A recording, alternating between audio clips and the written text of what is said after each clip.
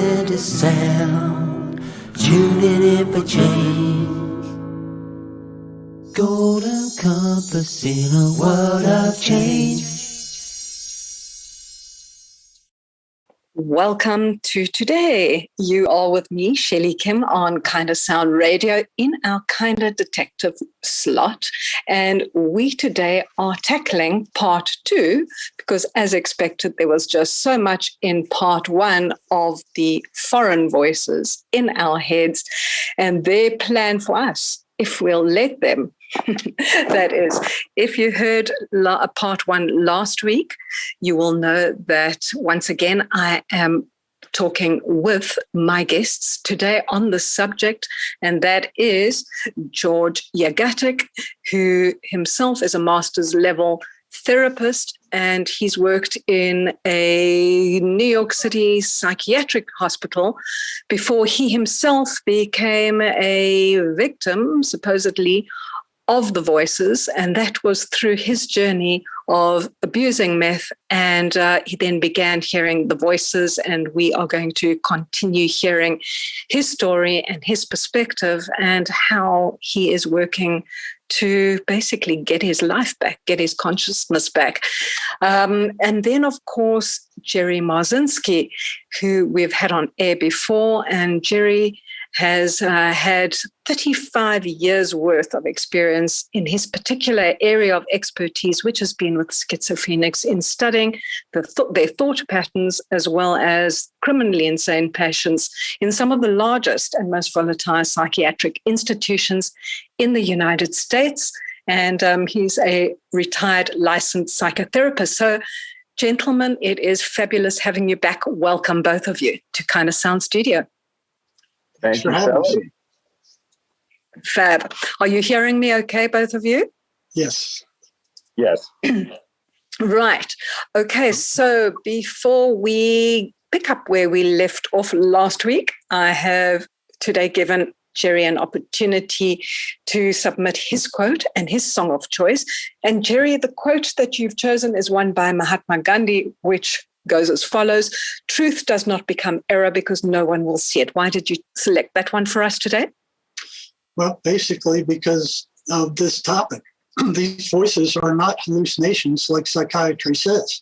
If you look, and we'll be talking about these patterns that they run, there's at least a dozen patterns, maybe more. Not 26 I got here, maybe more. Anything that runs repeatable, predictable, unswerving patterns is not a hallucination. Hallucinations are random. They don't run patterns. So psychiatry is labeling this without any research whatsoever. None. Zero. They just, out of infinite arrogance, get up there and go, these are hallucinations because we say so. They don't have an iota of research to support that at all. Yeah. Matter of fact, they'll tell people to ignore them, and they get louder when they're ignored. Yes. So, yes, we're going to most certainly come back to the list, that list of yours that we started with last week, and pick up where we left off, because it's so important that listeners can understand each point that you have concluded and why, and use it for their own awareness. But before we get there, we're going to listen to your song of choice, which is a classic, Frank Sinatra's The Impossible Dream. Enjoy.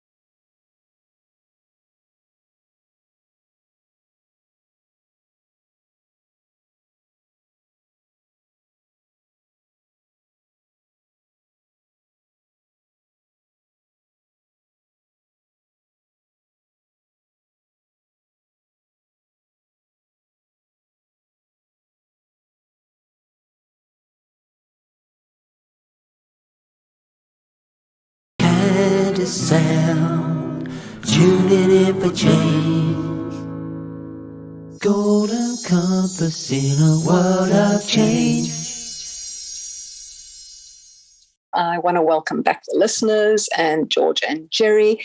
You are with me, Shelley Kim, on Kind of Sounds, Kind of Detective Slot, where we are exploring what the voices in our heads mean. And of course, those are the destructive ones. We know that we are beautiful, loving, conscious beings, and yet somehow so often for so many of us, we allow these destructive thoughts to overwhelm us and to actually convince us that they are ours when the exact opposite is true. And as Jerry Marzinski himself has discovered, he is now going to share with us over his 35 years worth of expertise with many, many schizophrenics. This is what he's found. Shall we get back, Jerry? Shall we get back to your list? But before we do, I just want to ask George to quickly start us off with a perspective by the voices themselves.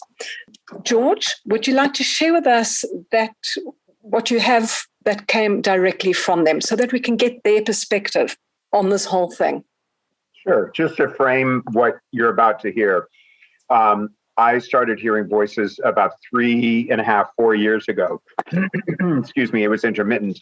And then about 2.5 years ago, they started constantly talking, never giving me a break. Every waking moment, there's talking, unless I overtalk them. Now, what I did at one point is I transcribed what I was hearing. And so what you're going to be hearing is exactly my own experience of what I hear in my head.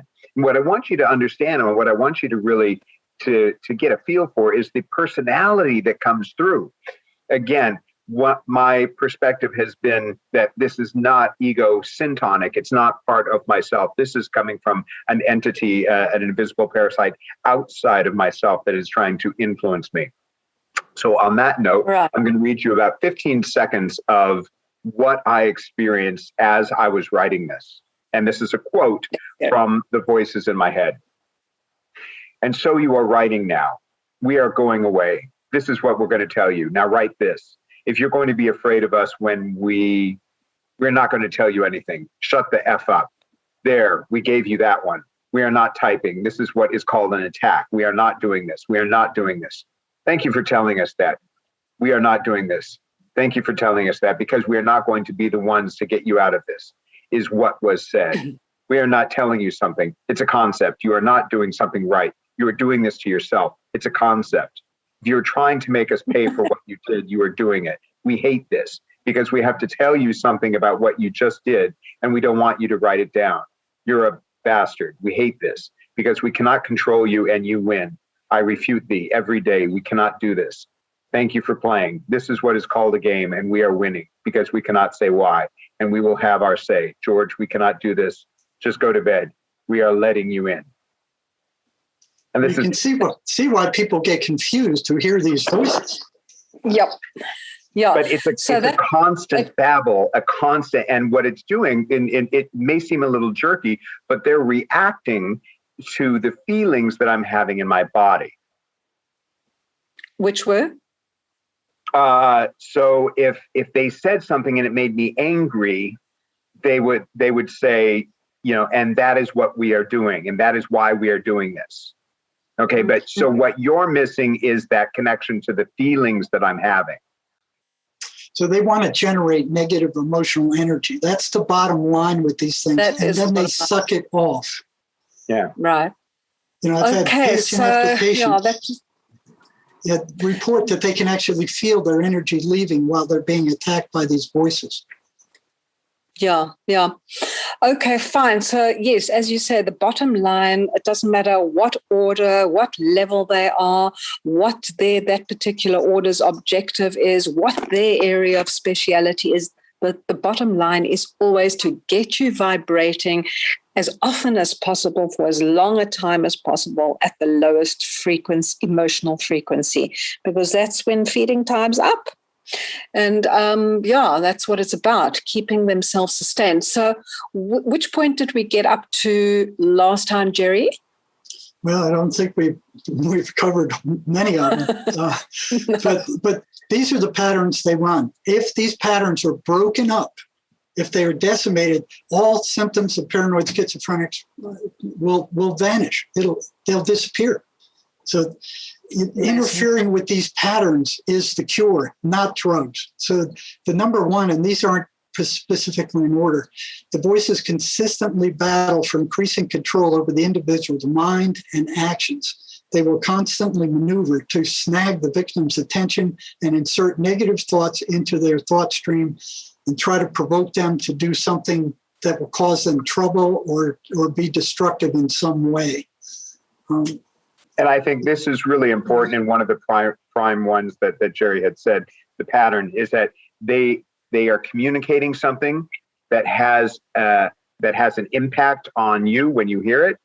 It has motivation behind it. And for me, these voices have wanted to control me from day one. And that control, as soon as I try to set a limit, becomes an attack. Mm-hmm. You sent in something absolutely amazing, Jerry. It was a response from somebody you had as a listener on one of your shows. No, this guy, the guy I sent you, read the book. He read the book that Sherry and I wrote and got himself back on track, got rid of his voices just from the information that was in there. Yeah, amazing. Just tell listeners, please, the book's called, and Sherry, and a little bit about Sherry as well. Oh, here's, and I don't know if you can see this. Yeah. Okay, an amazing journey into the psychotic mind, and that's by you, Jerry Marzinski, and Sherry. Right. So Sherry is the lady we were referencing last week that George actually referenced, who invented the That's a Lie program. And she says that when you are conscious and you are able to discern finally that these destructive voices or thoughts are not your own, but coming in at you from an external source, then you say immediately, that's a lie. And that's one of the ways in which they retreat, right? We discussed a few others last week. They have to grab your attention. And then they try to focus your attention on these negativities. But if you realize that this is an external source and that they're consummate liars, they lie about everything. You can't trust anything they say. What I've had was a lot in the prison. A ton of people who were addicted to meth told me that the voices would tell them when they ran out of meth, where to go and when to be there to get more. And somebody would show up with the meth. So they thought that was great. They thought that was positive. In the end, they were destroying themselves and they ended up in prison. Yeah. Okay. For the second point is the voices, they're consistently negative, derogatory, insulting, abusive, and destructive. They can fake to be positive and helpful, like in the case of, George struggled with this for a while. Or these guys who the voices were telling which houses to rob, where the loot was, where to hide, where to get more drugs, where to get, find things that eventually would help destroy them. So if they appear to be positive at first, what I've experienced is eventually they turn around once they get the patient's trust and they turn on them.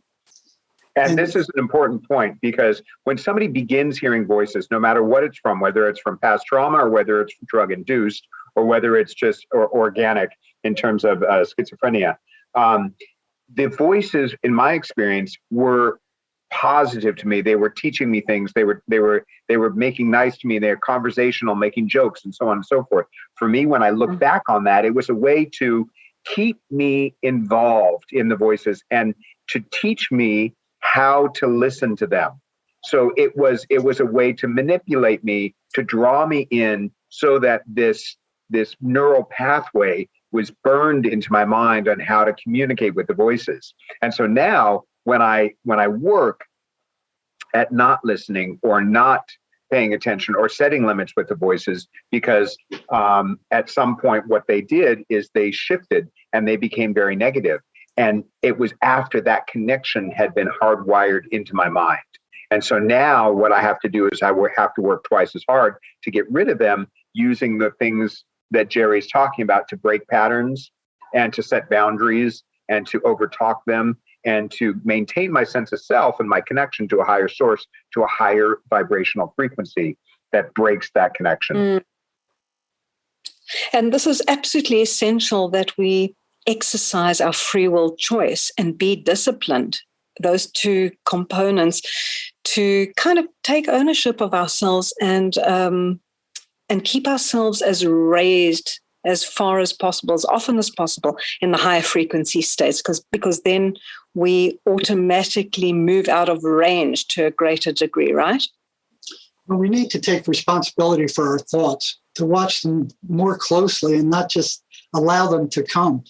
If you see a negative pattern developing, you need to do something to break that up. The general rule of thumb, every negative thought about yourself or somebody else is inserted into your mind by them to generate that negative emotional state. So they're consistent. Yes. Here's point 3. They're consistently working toward the creation of a prolonged negative emotional state in their victim. This includes anger, paranoia, anxiety, guilt, shame, and all of these drive their victim to generate negative emotional energy. So that's why prisons are such a dysfunctional institution. They're hog troughs for these things. I mean, they're feeding hog troughs. And so they put schizophrenics in prison for years for something they've done. You know, they're brutalized even more. And then when their term runs out, they release them back into society in 10 times worse shape than when they went in. Often with 2 weeks worth of meds with instructions that when you run out, go to the emergency room. And then they start drugging them again. So it's a big merry-go-round of drugging them over and over and over again, not solving any problems. They have no cure. These medications cure nothing. You know, they may reduce the intensity of the voices a little, but for the most part, they do not get rid of them. Okay. Your next point. They consistently oppose religion. They become noticeably disturbed if the victim repeats the 23rd Psalm, the Lord's Prayer, or sings something like Amazing Grace. They don't want the victim to be reading the Bible. If they go to church, one of 3 things will happen. If the voices are weak and the patient goes to church, they'll shut up. If they're moderate, they'll get louder and try to drown out what the preacher is saying. If they're strong, they will drive the person right out of the church. They will jump up and run out. So this is all dependent on which order they're from, what level of strength, weakness they have, who they are, what their particular objective is.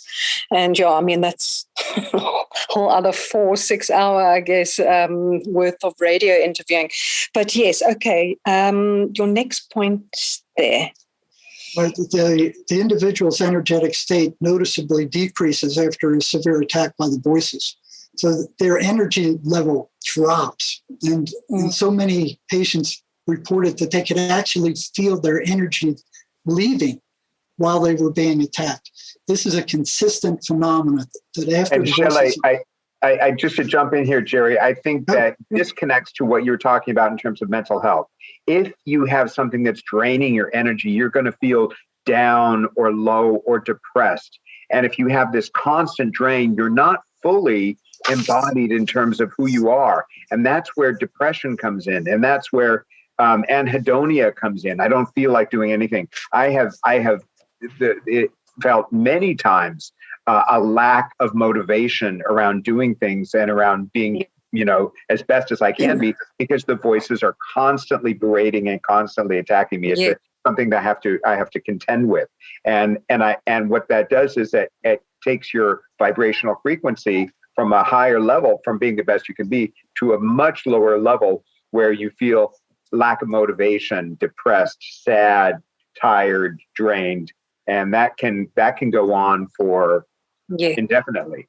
It's a self-defeating absolutely. state. And also, I'm going to just chime in from my own experience there as a writer, with writer's block, having the diversion thoughts, having the not good enough thoughts. No, this is not good enough. No, tear it up, start again. No, that's just not the way it should go.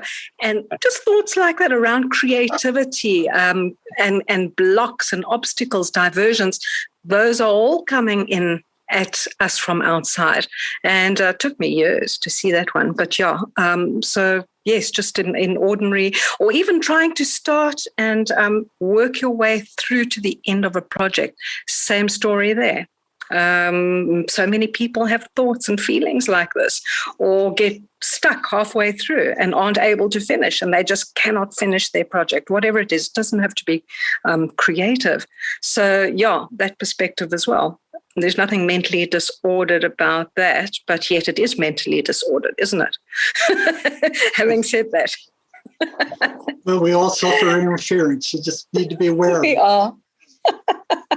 Okay, your list. Back to your list, Jerry.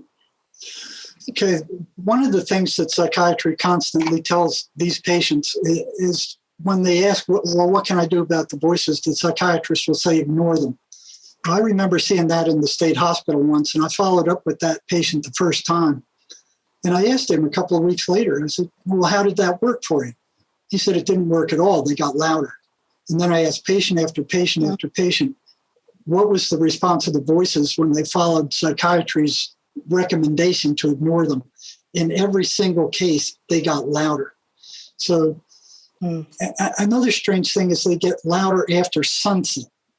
When the sun goes down, these things get louder, and they get loudest around 3 a.m. Which is interesting because I wonder why that is.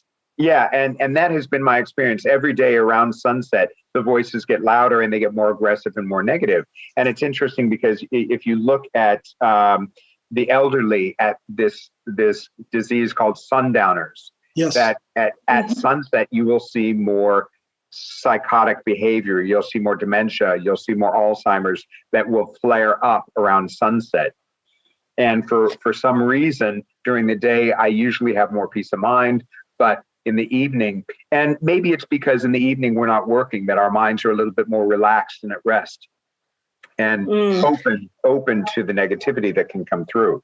And specifically the self-centered, if somebody is being very self-centered, or egotistical or proud, that the voices can attack that or use that as an attack. But it is consistent. Yes, and perhaps there's a frequency change as well. Sunset, sunrise, full moon, midway through the month. Peak energy or windows of energetic openings for these things to enter more easily. I can guarantee you that full moon phenomenon, boy, working in psychiatric institutions on the full moon, it would kick up. Things came to a head. The patients started acting out, and the pot was boiling.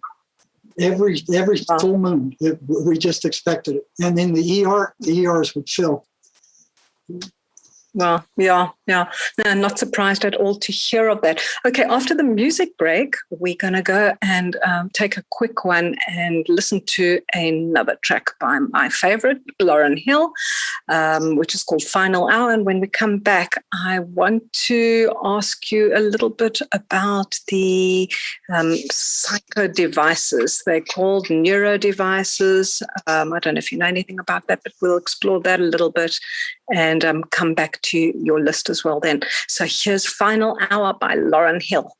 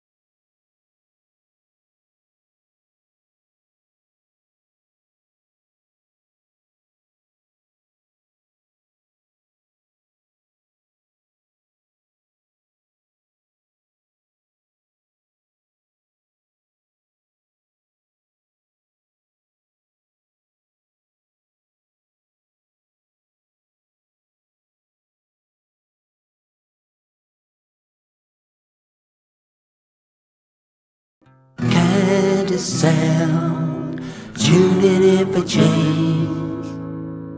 Golden compass in a world of change.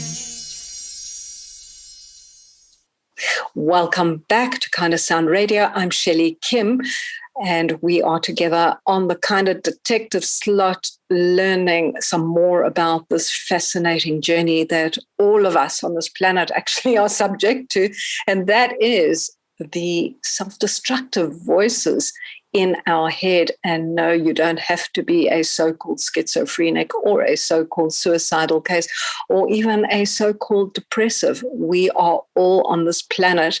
If we don't become aware of the fact that these voices, these destructive voices we hear in our head do not belong to us, then we live our lives actually with choices and decisions made that are in actual fact not our own. George, what do you say about that? Absolutely.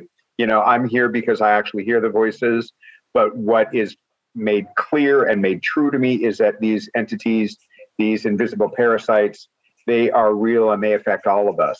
And we have to be aware and consciously watch our own thoughts, our own feelings, and continually ask ourselves, is this me? Is this who I want to be? Is this my true self? Am I connected to source? Or am I being influenced? Am I being drawn down? Am I being affected by negativity in a way that is compromising my integrity? And that sanctity of the mind is compromised when we begin to hear voices.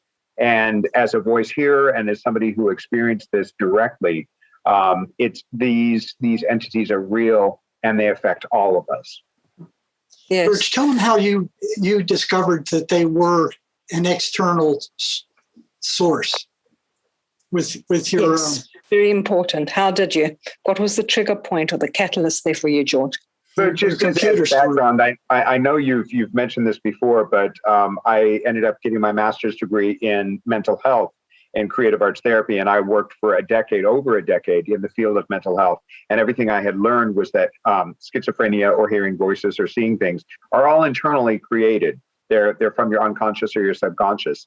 And that's what I thought when I first started hearing voices. I thought, oh, this is just me. This is part of me that's expressing itself in a way that I've never encountered before. Well, that changed. That changed very quickly. Because I took a scientific approach to exploring these voices and the patterns that they run and how they approached me in different ways. And one day, I called a friend over and I said, would you come over and change the Wi-Fi password? I wanted him to change the Wi-Fi password because I did not want to know what the password was. I felt that the voices were interacting on the computer in ways that were affecting systems, and I felt if I could lock them out, if I could have somebody change the password and do it in a way in which I didn't know, I could see if something would shift. Well, so I had my friend come over. I went in the other room. I was washing my hands. And one of the voices said to another voice in my head, he's changing the password to password. This was new information I did not want to know. It was something that was external to everything that I had hoped for at that moment. So I knew that, and I went to my friend and I said, are you currently changing the password to password? And he was shocked. And he looked up at me and he said, yes, how did you know? And I said, I hate to say this, but one of the voices in my head told me that you were doing that. Now, again, as I said before, this was information I did not want to know. This didn't come from my unconscious. This didn't come from my subconscious. This came from an external source. Now, there are many situations that occurred after that proved to me that this was something external. It had. So was that your trigger point, your catalyst for final proof, if you needed any more at that point? That was the foundational stone for moving forward and exploring these voices in a way that was external to me and not just from my unconscious. Right. Yeah, a very brave soul you are, George. And I guess, we're all on our own journey, really. But there's another facet to all this, and that is that of psychotronic weaponry, the EMF, electromagnetic frequencies that are run on targeted individuals and our entire populace of humanity, in fact, in various ways. You're using various types of weapons, some of them via etheric implants or chips, others physical ones, and via all sorts of many varied means. But then there's also this thing called voice-to-skull technology, which somebody by the name of Dr. Robert Duncan, amongst many others, has spoken about. And he covers a whole range of various weaponry that he has been exposed to as a researcher and affiliated with the CIA, I think it was, and worked directly for them. I can't recall exactly. But the voice-to-skull technology apparently is the one that many people of the religious inclination think that, or have when they think they are hearing the voice of God within them. Do you know anything about that particular technology or those kinds of people? Either of you, George, Jerry? Well, I've heard that such technology exists, but I also know that the voices will play off of that and tell the patient that it's the government who is putting these thoughts in their head and that there's nothing they can do about it. And matter of fact, I just got a note from one who believed that for a long time. And then he asked the voice what it was, and it gave him a name. I forgot what it was. It started with a C. He looked up that name, and it was mentioned in the Bible as a demon. So at that point, he realized he was being tricked. So I've seen a number of patients being told that they were Jesus Christ, that these voices were coming from the government, or the CIA was spying on them, the FBI was spying on them. If they believed that and that there was nothing they could do about them, then they're gone. They're gone. Yeah. Now there are cases, I think, where that stuff exists, but then you have to ask yourself, what would the CIA be doing, putting these voices in this poor wretch in the middle of an insane asylum who is no threat to anybody except himself? Why would they expend these resources and the time and the effort to put this kind of stuff in the heads of these people who, now I could see them doing it to, a senator or a researcher or somebody like you, Shelley, who's spreading the truth. But the most of these guys are just, average guys suffering from schizophrenia. They are really no threat to the government at all. So why would they expend this kind of effort? I've got a theory, and that's all it is. I'm not really delving into it any more deeply, but everything that is beautiful and organic and connected as we are when we are not being interfered with in all these multitude of ways on this planet as we take our earth journeys respectively, when and if we are not interfered with, we are incredible, powerful, radiant, magnificent souls who don't know any of this nonsense as we are when we're not in body. But because we chose to come here, we chose also to play this game of duality, and we chose it knowingly, and we chose it knowing that the dark side would be running their games to the hilt. And so everything that's good and pure and beautiful and of God, I understand, has been inverted. And so every human being has the capability, the capacity to connect to our group, because we don't walk this planet alone. We walk with our soul group looking out for us all the time. And so, again, from my own personal experience, for many years, I was telepathic with my own group, and I never felt alone, even when I wasn't in a relationship. And so for me, what they do, what the dark forces that run this planet do, is they invert everything that's beautiful. So how to invert a wonderful communique you have with your team of guides and your soul group who guide you and counsel you and take care of you and communicate with you. You invert it so it becomes a horror-filled experience like schizophrenia by using the opposite. Or having fallen entities. Or having to wear masks. Having to wear masks. And not talk to your relatives or your friends or have dinner with them. Everything's reversed. That's very clear that the voices are behind that whole crap load of bull crap that they just pulled on us. Yeah, anything that involves separating us from ourselves, our source, God, and each other, because unity cannot be tolerated. And of course, this is like a whole mastermind from those who are off planet, who are only using those who are on planet and who are purportedly the controllers of this planet, but aren't actually. And so all this technology, a lot of it comes from off planet.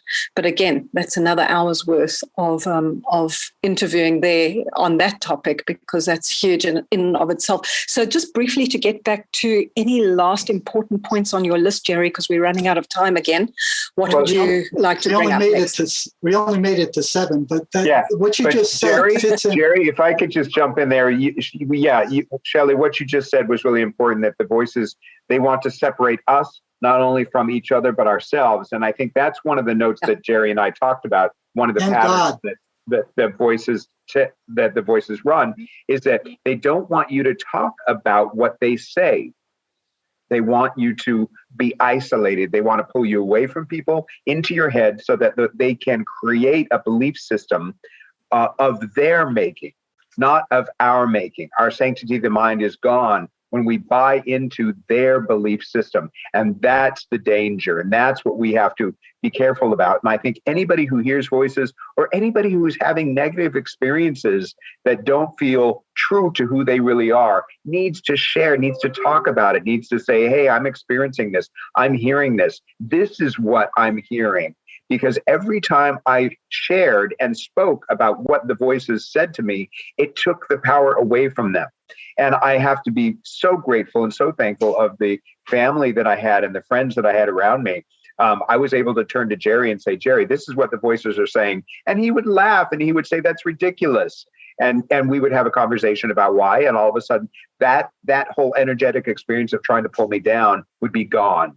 And so talking about it, putting your priority in this realm, connecting with another person, connecting with other people, and staying connected to source within you are ways to fight the voices. And just to underscore one more time, if you are hearing voices, over talk the voices. Don't let what they're saying come through so that it influences you. Sing a song, make up words, babble words, and most importantly, I want to put this out there. There's a frequency tone 963 that when I play that tone, it seems to disrupt the voices, and they have less of an influence over me when I play 963 megahertz, and that can be found on YouTube. So these are some very important ways to really protect yourself and to cope with this experience.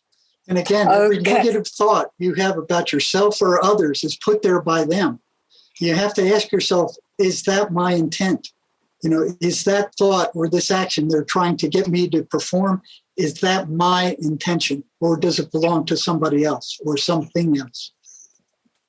Yeah. Okay, on your list there, Jerry, was there something else that, or one or two points that you quickly want to read off that you think are vitally important that listeners should know about? Yeah, these aren't in order, but I'll read them quickly. The voices block or divert any effort the individual makes toward positive spiritual growth or God of any kind. Right.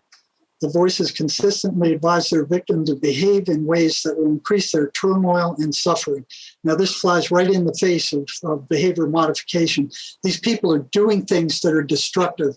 They're not, any sentient organism will seek peace and feeding and safety.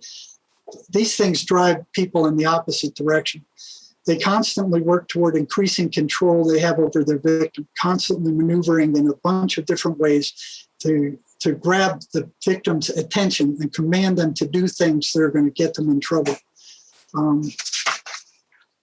They're capable of accessing virtually every negative event or memory in your mind and then throwing that in front of the victim to generate that negative emotional energy. I've had patients tell me, hey, they brought this up. I forgot I did that 20 years ago. I hadn't remembered it since then. So they have complete access to your mind to pull that stuff up and rub it in your face.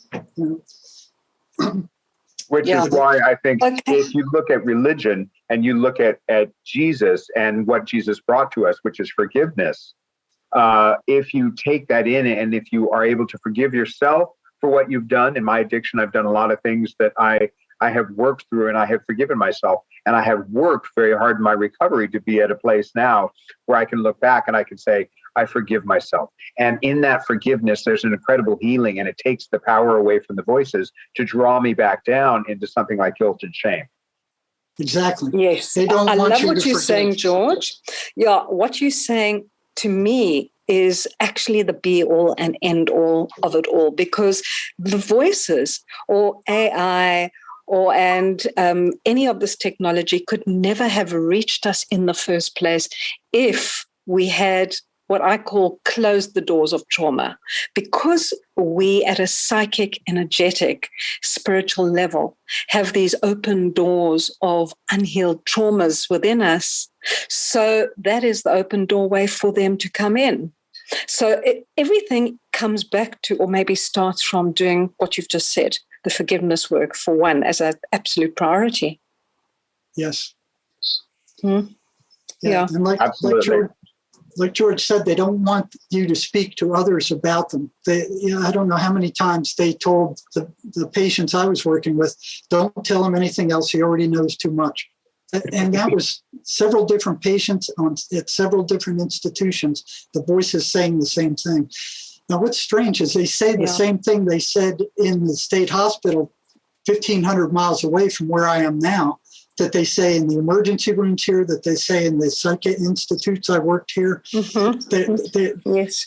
These people have never met each other, but yet they're running these same patterns. Patterns. And it's almost like a machine mind, an automaton type mind at work, because, Jerry, I have absolutely nothing to do with psychiatry. I have nothing in common with your professional life whatsoever, but I have noticed exactly the same thing happening with different people. I call them dark portals, who have been in and out of my world. It might have been a one-off encounter, or it might have been a work acquaintance, or it might have been a longer-term friend, or whatever the case might have been, or just somebody I met on a bus or met going shopping. And the exact same thing would be said in response to a particular line of conversation that someone had said to me the day before or 3 days before. And I might go a whole week of hearing that almost religiously through the week, for instance. So, let's broaden the whole thing out to each one of our experiences and what it is that's actually going on within and around us, because that's what it comes down to.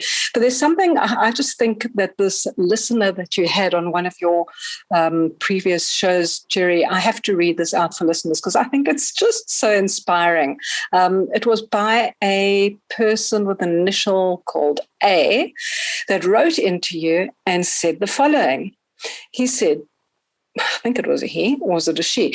Anyway, the person said, Jerry, I have respect for the conclusion that you have come to about mental illness. Years ago, I was locked up in a mental ward on 6 occasions. The experience of it all sent me looking for answers because the whole diagnosis those at the hospital were giving me just did not feel right to me, especially since they were not concerned with the experience I was having as much as they were about as labeling it and drugging me up. Over the years, I learned about the weapon systems that were developed that could be used for broadcast voices to people, perhaps talking about that voice-to-skull technology we mentioned earlier a while ago, and EMF mind control weapons. these weapons are widely documented if you want to know, if you know what you are looking for. I eventually figured some things out and was able to become non-reactive to the voices.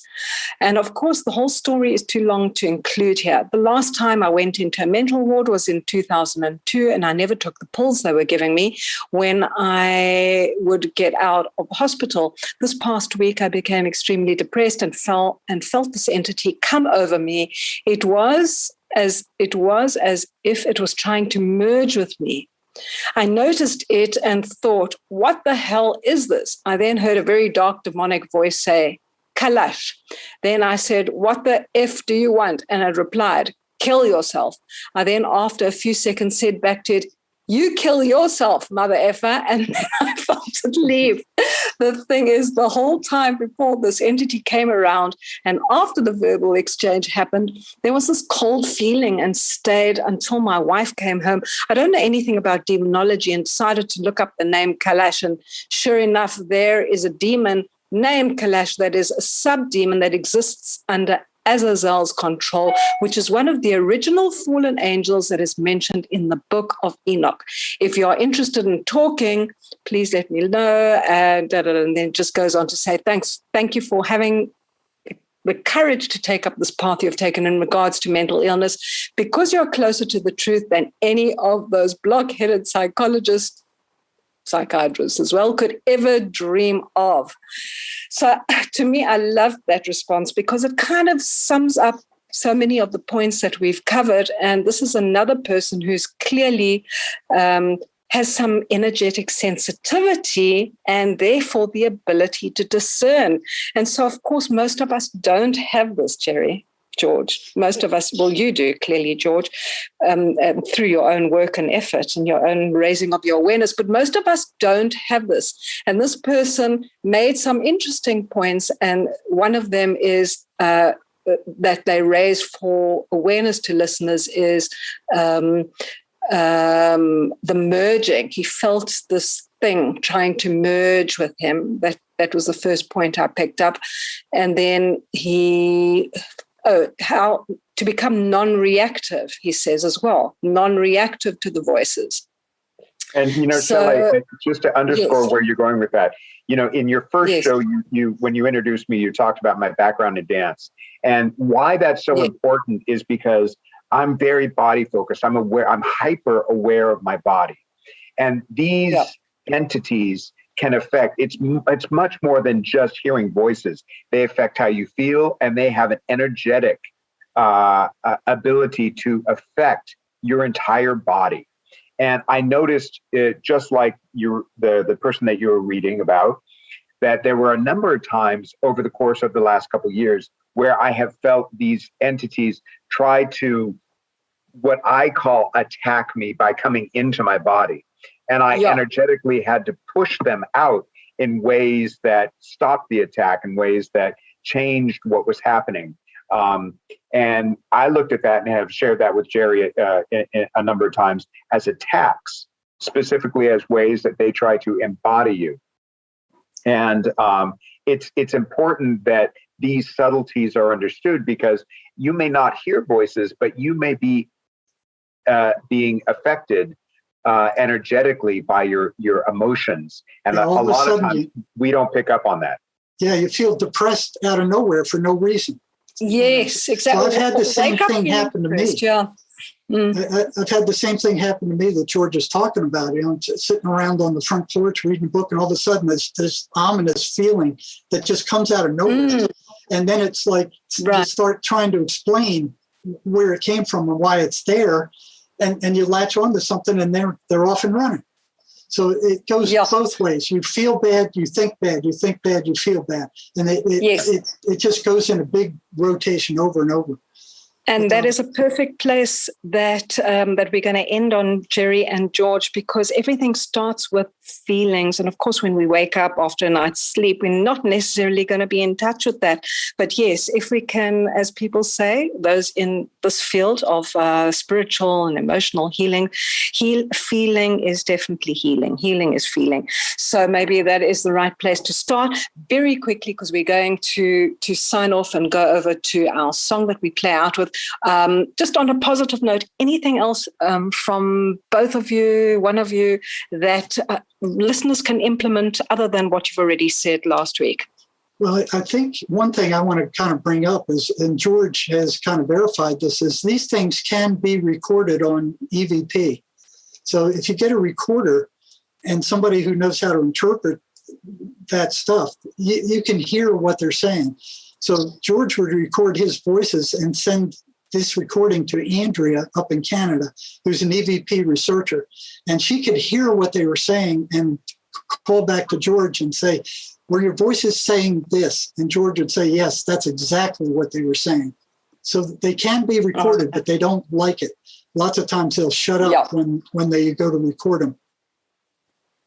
Okay. George, any positive tips other than what you've already mentioned last week and earlier, apart from the psalm and laughing in their faces, etc.? Anything else that you'd like to leave listeners with, like 10 seconds you've got? Sure. You know, my quote was, the unexamined life is not worth living. I say, examine your life, examine your feelings, question them all, and focus on that higher vibrational frequency. Hold on to love, hold on to sanctity of the mind, and that will get you through. Okay, fabulous, guys. It's been absolutely terrific having you, having your perspectives, your story, George. Absolutely amazing. Thank you for having the courage to be vulnerable, to share, because it's such an amazing teaching tool. It really is. And all strength to you on your continued journey upwards and onwards, to you and all of us, brave soldiers on this planet. Thank you, Jerry. It's been great. And we are going to just quickly tell you where you can find Jerry and his work. You can go to jerrymarzinski.com, JerryMarzinski.com for his book, his and Sherry Sweeney's book, that is Amazing Journey into the Psychotic Mind, Breaking the Spell of the Ivory Tower. You can find that on Amazon.com, or go to Sherry's site to learn about her very simple and profound That's a Lie program, which is to be found at keyholejourney.wordpress.com. George Yagatic is on Facebook, George, normal spelling, his surname Jagatic on Facebook. And I think we are most definitely on Higher Ground. That's what we're going to be playing out with. By Stevie Wonder. Thank you so much for joining me. Hope you've enjoyed and learned lots as I have. See you next time. Bye for now.